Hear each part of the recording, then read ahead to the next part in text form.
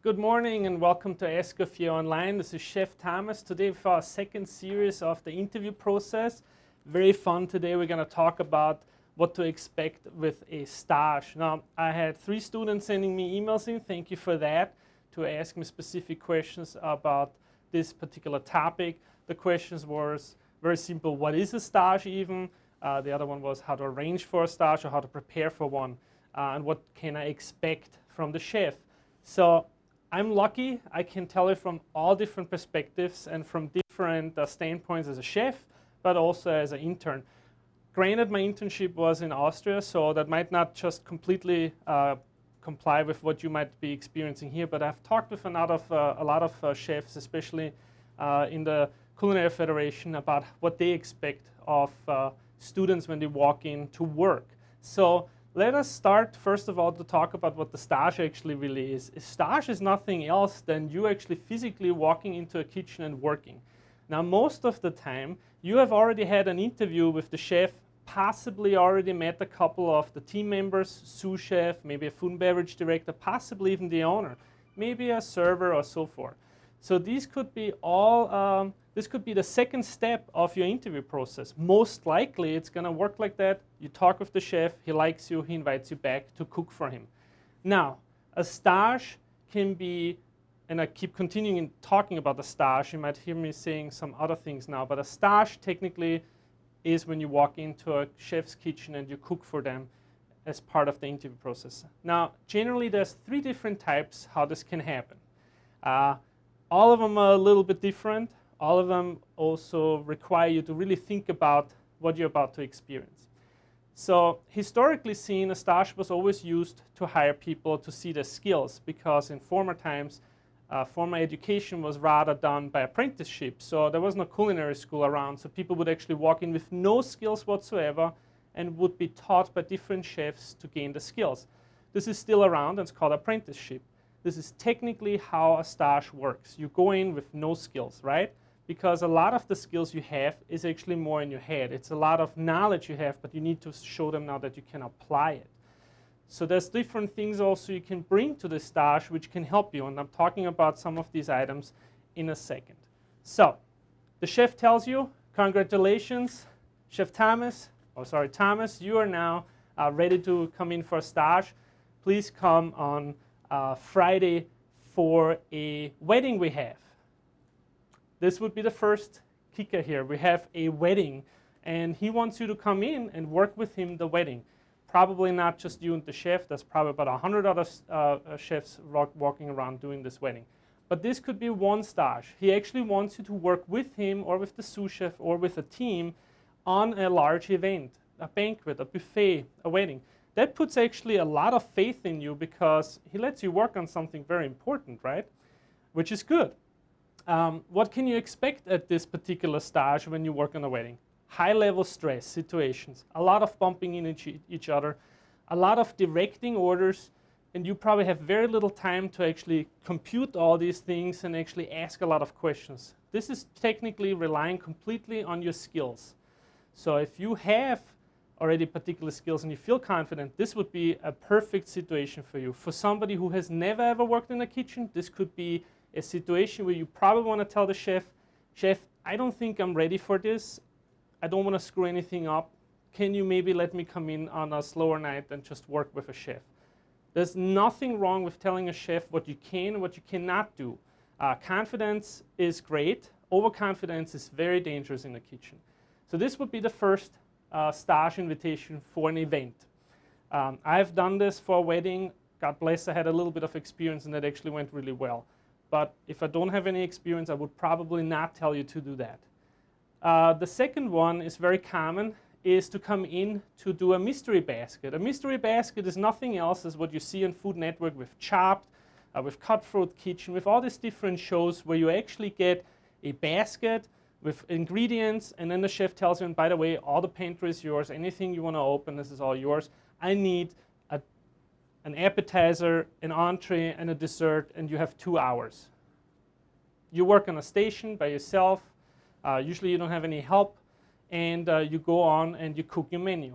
Now there's something very crucial to this preparation for this particular stage. If I hear that at my interview that I'm going to staging with a mystery basket, the first thing I'm going to ask the chef is, please can I have a menu of your current, can I have a copy of your menu of the current items you serve. Why is this so important? Because when I read the menu, I can see ingredients. I can see ingredients and I can build my mystery basket. I can also build everything around it. Something else comes into play. If I know ingredients and if I know what that restaurant serves, I know about the style of the restaurant. I know what the chef is looking for, what fits in. I give you a very clear example. If I go to a pizza place and I'm going to have a stage there to make pizza, I probably not want to start with grilling a burger. So keep this in mind when you go to a fast food restaurant, if you go to a white tablecloth restaurant, to see what they really is serving. Is it a steak and seafood house? Is it more about game? Is it about microbrewery? Is it a winery? Is it a tapas place? So get this into your feeling for the stage. It's like, what is the chef actually going to be looking for? If it's a farm-to-table place, if it's a place which primes itself in sustainability, make this shown in your plates, because this will make the decision for the chef much clearer about who's he going to take, because you obviously have put a little bit more thought into that. So the mystery basket is a fantastic way to show off your skills, and I'll show you also a little trick to that mystery basket in a second when we talk about how to prepare for this further and when we go through our tools. Now the last but not least very important part for stages is when the chef actually asks you in to work at the position with the line cook you are applying for. That means if I go for a job interview and I interview for a line cook position, let's say the fry station or the pantry station, then he would actually call me back and say, listen, can you come in on a Thursday at 3 o'clock and be all dressed nice and neat, come in with your tools and work the station with my chef. Maybe it's the chef who's going to be leaving, maybe that chef is going to move on, but you're going to actually work that station you are eventually going to be working on. Also a very, very clear idea here is to get that menu immediately and to see what comes from that station. We already learned in your first course of the professional kitchen module how the kitchen is divided up into different sections.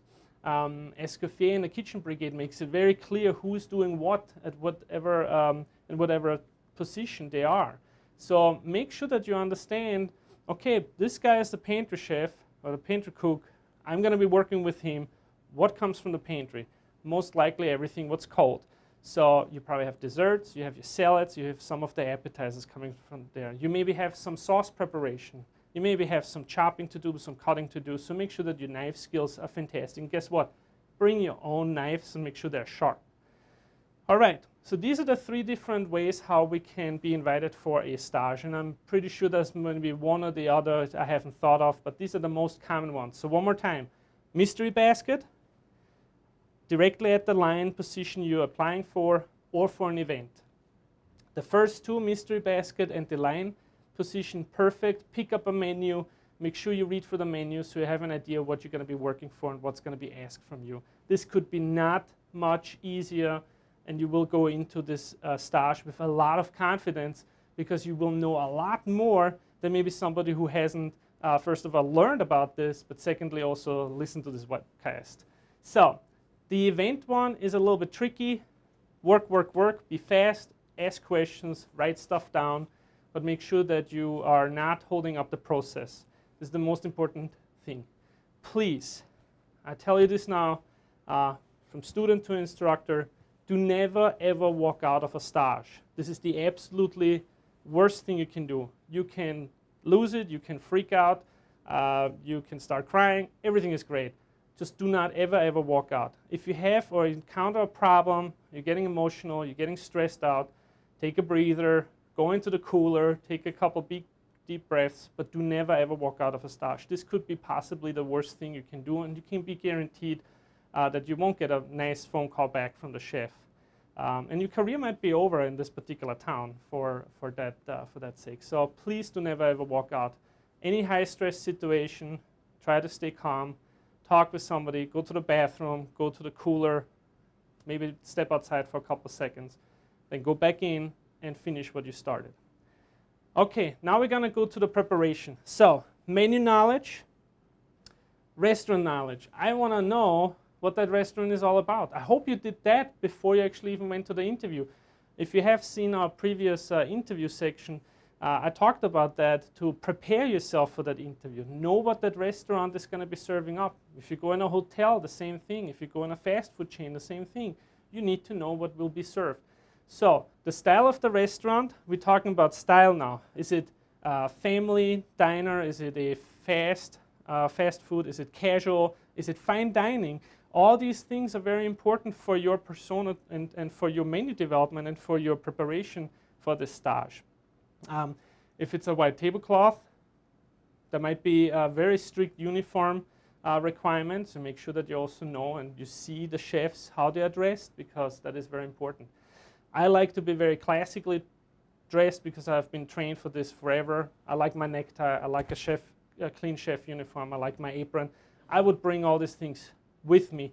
The only thing I probably won't bring is something for my head, but if you're prepared, you can also wear a baseball cap and see if the chef lets you go with this. A baseball cap is better than not having anything on your head because of your hair restraints.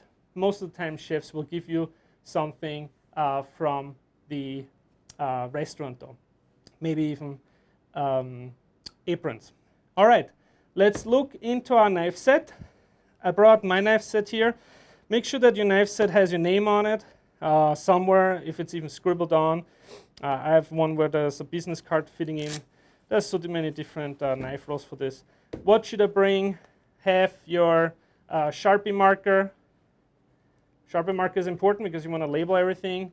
Have your thermometer. Calibration would be great with a stem thermometer like this one. You have to calibrate it anyways, because if you even carry it just inside, it would be probably miscalibrated. Very important. And this has now something to do with your type of stage. So these are actually cue cards or recipe cards. I have one for strudel dough. I have one for spätzle dough. I have one for cream cheese dumplings, which is I'm actually going to do next week. So you might want to look at that recipe right now. I have an empty one so I can make notes. These are going to go in my breast pocket if I need them. Otherwise, I can leave them in my my knife kit. These are obviously just a couple. You can have as many as you want. Obviously, you don't want to write a whole cookbook down, but the recipes you're going to be doing for this particular stage, or for for the mystery basket you want to look at. Very basic. The most basic knives you can have is probably a bread knife, a santoku knife, or a vegetable knife, a boning knife, paring, chef knife, and then anything you can sharpen this with. Kitchen shears would be a nice idea too. I've seen chefs walk into stages with whole containers full of equipment. That really depends which position you're going to be going for and what they're going to be asking you for. But most of the time for a line cook position, you will be perfectly fine with basic knife sets. Now make sure that they are labeled somehow. Electrical tape is pretty good. Engraving is pretty good.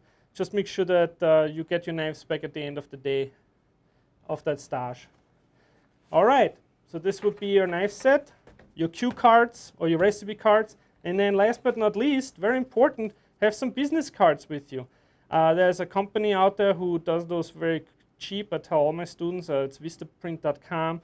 You would have a little bit of commercial on the back, but it is really, really cheap. And I think every culinary student should have business cards with at least their name, their address on, their phone number, maybe a little word about what they're standing for is always a nice thing. So they're usually very, very cheap. You might get 250 for like $10 or something like that. So get business cards, get cue cards, on index cards, write the recipes down you know you're good at, you know you like to make, you know they're going to be standing out when the chef is going to taste them. If it's something ethical, something your grandma made, write it down so you don't forget. Sometimes it's just important to have something in your hands so you feel a little bit more confident and a little bit more safe. All right, so this was our toolkit. Uniform we talked about.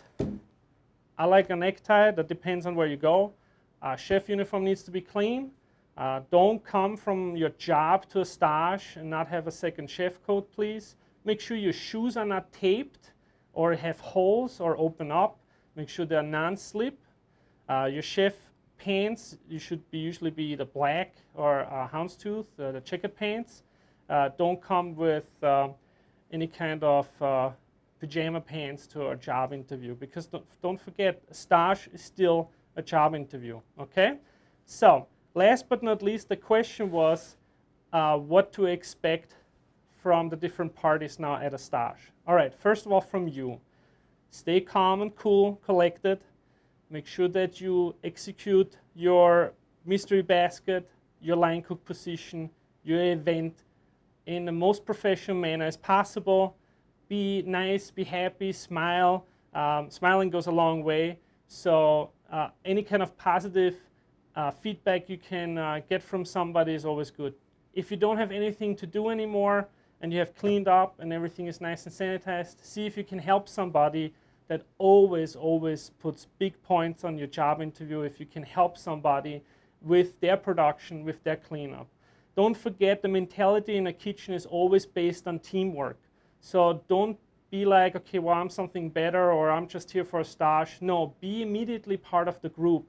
If this is a stage which is late at night, or you are here for an event, don't just budge out after the chef says thank you. Go back in the kitchen, get yourself a bucket and start washing down the stations. Help those guys who you're going to possibly be working with, because you want to make that connection as soon as possible. So teamwork, teamwork, teamwork. What can you expect from the environment and from the team itself? As I said, if you work close with the teammates, with the other chefs, they should give you positive feedback too. They should give you any kind of feedback. It would be fantastic. Sometimes it's a group effort to be hired, so you might get feedback from a whole group of people at that point. Be thankful for the criticism, take it in, become better. Maybe if it doesn't work out this time, it might work out somewhere else the next time. So please make sure that you make this connection. Help people out if they ask you for help. That happened to me in one of the stages in a large hotel. I was literally set up. A baker constantly asked me for help to move dough, to move a mixer, to move whatever not, while I was doing my mystery basket. It was extremely interruptive for me. But at the end, the baker was interviewed first to give him a short glimpse of my personality, and that got me actually a better job than I actually initially staged for. So make sure that you don't make the mistake to be too much about yourself, because you will work in a kitchen team, so react like that as well. Make notes all the time. Chefs like to see that you make notes while they speak, so you don't have to come back and ask something trivial like, did you tell me you need 1 plate or 2 plates? Stuff like that can be really, really annoying for a chef. So make sure you make notes and repeat things back to the chef. Say, yes, chef, I heard you, especially at large events. This is our third part from the stage, right? Make sure that you always repeat what the chef tells you. Do it fast, do it precise. If you have any other questions, go back and ask again, just to make sure you're not doing anything wrong. For mystery baskets and line positions, you maybe have somebody else to talk with. Mystery basket, you're on your own. Last but not least, what can you expect then from the chef itself when you sit down after the stage? Most of the time, they talk about your food if it's a mystery basket. They either like it, they don't like it, they give you pointers why not they liked or not liked something. Plate presentation, they will definitely tell us something. They will tell us something about the composition of your plate. Take all this information in to become better. Don't take this as a personal criticism, just take it in as feedback and become a better chef. Again, if this does not work out now, it might help you to work out later somewhere else. Okay? The chef will always invite you to talk with you afterwards and get as much information out of the chef as possible. What were you looking for? Is this did I hit the level of professionalism? Did I meet your expectations on the menu, on the development of the plate? So be engaged with the chef. Ask a lot of questions. Don't just sit there and take everything in. All right. So to recap one more time what this stage is all about. Based on the history, that people were hired as apprentice, came in with no skills. This is nowadays how most executive chefs hire, is that they get you in and actually work. 3 different ways how this can go. If you have experience already in the kitchen, you can go for an event. That means actually you're working with the team right away, and you can actually show your expertise, your leadership maybe even so, and your management skills, depending on which level you want to come in, right? The other 2 are working in the line position you're going to be going for. This would be something also you should have a little bit of experience, or you start somewhere like a pantry or fry cook position, which is usually the first positions you're going to be going for, and then you work your way up. The last one would be a mystery basket. Is done numerous times, more than anything. I hear students always talk about, oh, the chef is going to invite me back for a mystery basket. Fantastic.